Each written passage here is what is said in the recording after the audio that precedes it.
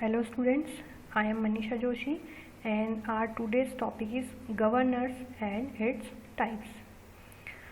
The function of governor is to regulate the mean speed of engine when there are variation in load. जब भी engine पे load change होता है, load very करता है, तब जो गवर्नर है आपके मीन स्पीड को रेगुलेट करने का काम करता है। एग्जाम्पल के लिए हम समझ सकते हैं कि जब इंजन की स्पीड इंक्रीज़ होती है तो गवर्नर की स्पीड डिक्रीज़ हो जाती है और जो फ्यूल का सप्लाई होता है वो ये कम कर देता है। या अलग तरीके से हम इसको समझना चाहें, जब इंजन पे लोड जो है वो कम होता है तब इसकी स्पीड बढ़ जाती है, तब हमको जो वर्किंग फ्लूइड होता है वो कम रिक्वायर्ड होता है। गवर्नर जो है वो ऑटोमेटिकली कंट्रोल करता है आपके वर्किंग फ्लूइड के सप्लाई को according to the variation in load. जब भी लोड में वेरिएशन आता है और इसको मीन स्पीड पे रखने का काम करता है, एक सर्टेन लिमिट, वो लिमिट हम डिसाइड करते हैं। A little concentration will show when the load increases. जब भी लोड बढ़ेगा तो गवर्नर की स्पीड क्या होगी, डिक्रीज होगी, और वो क्या करेगा, जो मूव करेगा डाउनवर्ड डायरेक्शन में और फ्यूल के सप्लाई को कम कर देगा। या हम बोले हैं कि जब लोड हमारा डिक्रीज होता है तब इंजन की स्पीड इंक्रीज होती है और गवर्नर जो है वो and the governor decreases the supply of working fluid, उसको वर्किंग फ्लूइड को वो कम कर देता है। फ्लाई व्हील का फंक्शन जो होता है वो गवर्नर के फंक्शन से अलग होता है। जैसे कि हम बोले कि it controls the speed variation caused by the fluctuation of engine turning moment diagram each cycle of operation. ये जो होता है वो control the speed of variation caused by varying load नहीं करता है। Varying demand of parts made by governor regulating the supply of working fluid. अब हम समझते हैं गवर्नर के डिफरेंट टाइप्स। गवर्नर के अगर ब्रॉडली क्लासीफाई करें तो दो टाइप होते हैं, एक होता है सेंट्रीफ्यूगल गवर्नर, दूसरा होता है इनर्शिया गवर्नर। सेंट्रीफ्यूगल गवर्नर जो होता है, सेंट्रीफ्यूगल गवर्नर में आप यहाँ देख रहे हैं ये गवर्नर की आर्म्स हैं, ये इसके लिंक्स हैं और यहाँ पर इसके लिंक्स से यहाँ पर जो है स्लीव अटैच होती है और यहाँ पर जो है आर्म्स है, यहाँ पर दो फ्लाई बॉल्स अटैच होती हैं और बीच में यहाँ पर एक स्पेंडल अटैच होता है जिसपे हमारी स्लीव्स लगी होती हैं। और ये जो स्पेंडल होता है ये किससे अटैच होता है, बेवल गियर से, और ये जो बेवल गियर होते हैं किससे अटैच होते हैं, इंजन की शाफ्ट से। हम यहाँ पर देखेंगे ये जो स्लीव है ये आपकी बेल्ट क्रैंक लीवर से अटैच होती है और ये बेल्ट क्रैंक लीवर जो होता है वो आपके थ्रोटल वॉल्व से अटैच होता है। ये थ्रोटल वॉल्व क्या करता है, आपका जो वर्किंग फ्लूइड का सप्लाई होता है उसको रेगुलेट करता है।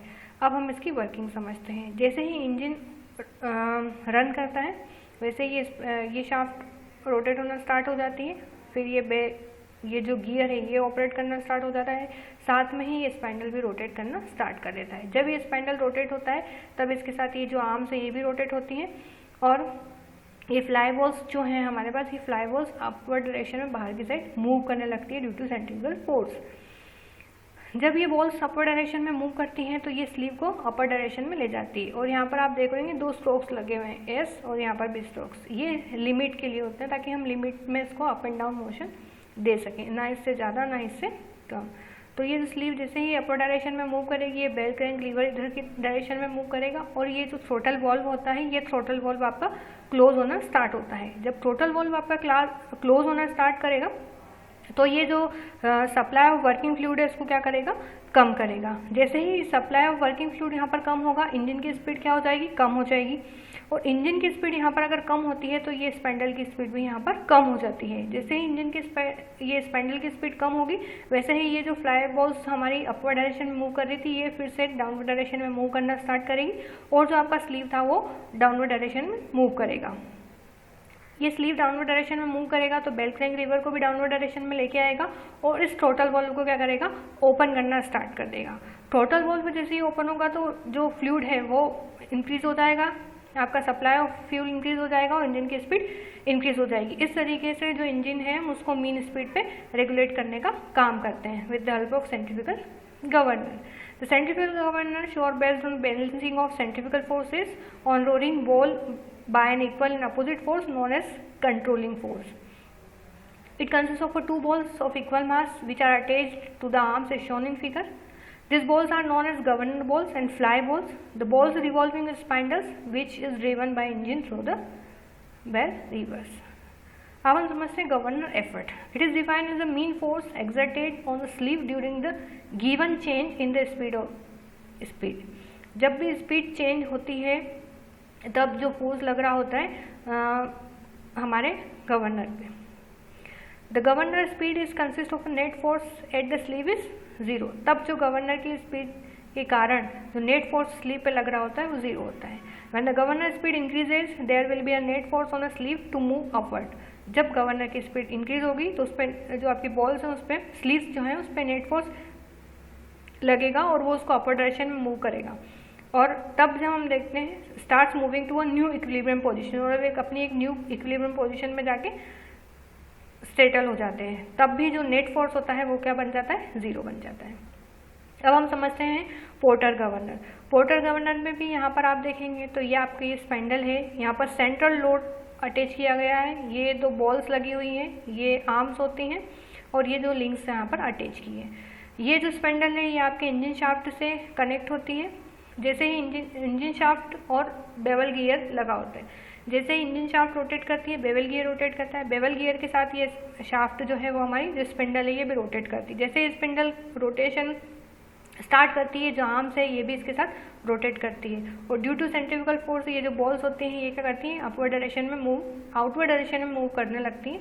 और जब भी ये बॉल आउटवर्ड डायरेक्शन में मूव करेगी तो जो सेंट्रल लोड लगा हुआ है ये सेंट्रल लोड क्या करेगा, अपर डायरेक्शन में मूव करेगा. और जब भी अपर डायरेक्शन में मूव करेगा तो आपको पता है यहाँ पर बेल क्रैंक लीवर लगा होता है, उस बेल क्रैंक लीवर को भी अपर डायरेक्शन में मूव करेगा. और यहाँ पर थ्रोटल वाल्व लगा होता है जो कि फ्यूल सप्लाई को रेगुलेट करता है, उस थ्रोटल वाल्व को ओपन कर देगा और आपके फ्यूल सप्लाई को इंक्रीज करेगा. फ्यूल सप्लाई जैसे इंक्रीज होगा आपके इंजन की स्पीड इंक्रीज होगी, इंजन की स्पीड होगी तो स्पेंडल की स्पीड इंक्रीज होगी, और स्पेंडल की स्पीड इंक्रीज होगी तो ये जो बॉल्स हैं ये क्या करेगी, डाउनवर्ड डायरेक्शन डिक्रीज होगी तो ये जो बॉल्स हैं ये आपकी डाउनवर्ड डायरेक्शन में मूव करेगी. डाउनवर्ड डायरेक्शन में मूव करेगी तो ये वेट आपका डाउनवर्ड डायरेक्शन में आएगा. तो जैसा हम अभी समझ रहे थे वैसा सेम केस अपोजिट होता है. अगर इंजन की स्पीड इंक्रीज होती है तो गवर्नर की स्पीड डिक्रीज होती है, और गवर्नर की स्पीड इंक्रीज होती है तो इंजन की स्पीड डिक्रीज होती है.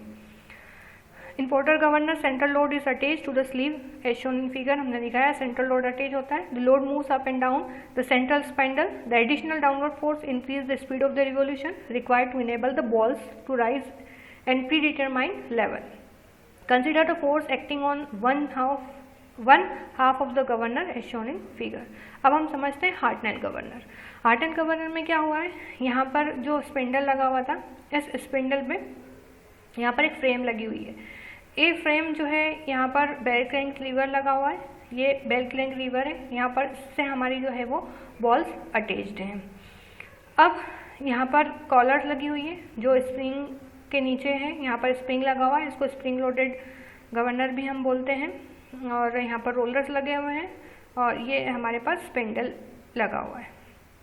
जैसे ही ये हमारी जो स्पिंडल है ये रोटेट करना स्टार्ट करती है तो आपकी जो फ्रेम है ये भी इसके साथ रोटेट होती है. और जैसे ही आपकी फ्रेम रोटेट होती है तो ये जो आपकी बॉल्स हैं ये अपवर्ड डायरेक्शन में मूव करने लगती हैं. जैसे ही ये आउटवर्ड डायरेक्शन में मूव करेगी तो ड्यू टू रोलर ये क्या करेगी, स्प्रिंग पे फोर्स लगाएगी और उसको कंप्रेस करना स्टार्ट करेगी. और साथ ही में जो यहाँ पर ये जो सिस्टम लगा हुआ है, ये जो कॉलर लगी अपर डायरेक्शन में मूव करती है. ये जो कॉलर अपर डायरेक्शन में मूव करेगी तो ये क्या करेगी, आपके जो बेल क्रैंक लीवर इसको डाउनवर्ड डायरेक्शन में मूव करेगी. और ये जो बेल क्रैंक लीवर है ये आपका अटैच होता है थ्रोटल वाल्व से, जो कि आपका फ्यूल सप्लाई का काम करता है. तो जैसे ही ये बॉल मूव करेगी आउटवर्ड डायरेक्शन में तब जो आपका थ्रोटल वाल्व होता है वो क्लोज होना स्टार्ट होता है और फ्यूल सप्लाई आपका जो होता है वो कम हो जाता है. अगर फ्यूल सप्लाई आपका कम होगा तो इंजन की स्पीड डिक्रीज होगी.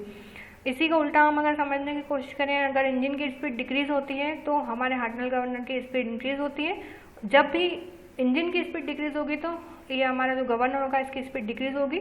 ऐसे हम जो है इंजन को मेन स्पीड पे रेगुलेट करने का काम करते हैं. Hartnell governor is spring loaded governor, ऐसा अभी हमने देखा था. It consist of 2 bell crank levers pivoted at point O and O to the frame. The frame is attached to the governor spindle and therefore rotates with it. उसके साथ ही ये क्या होती है, रोटेट भी होती है frame. The helical spring is compression provides equal downward force on the two rollers through a collar on the sleeves।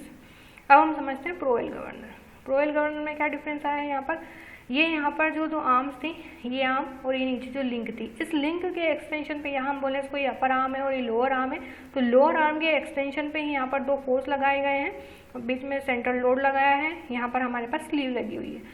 अगर हम देखें यहाँ पर जब ये स्पाइंडल लगा हुआ है, ये स्पाइंडल हमारे इंजन की शाफ्ट से कनेक्टेड होता है थ्रू द गियर, जब बेवल गियर, जब भी इंजन की शाफ्ट स्टार्ट होती है बेवल गियर स्टार्ट होते हैं और यहाँ पर हमारे पास क्या लगे होते हैं, स्पिंडल लगा है जो रोटेट करता है। जैसे ही स्पिंडल की स्पीड इंक्रीज होने लगती है तो ये जो बॉल्स होती हैं ये आउटवर्ड डायरेक्शन में मूव करने लगती हैं ड्यू टू सेंट्रीफ्यूगल फोर्स, और जैसे ही ये आउटवर्ड डायरेक्शन मूव करेगी तो ये इस जो सेंट्रल वेट लगा हुआ है इसको लिफ्ट करने का काम करती है, और जब ये इसको लिफ्ट करेगी तो जो आपकी स्लीव है अपवर्ड डायरेक्शन में मूव करेगी। जब भी आपकी स्लीव अपवर्ड डायरेक्शन में मूव करेगी तो इससे जो आपका है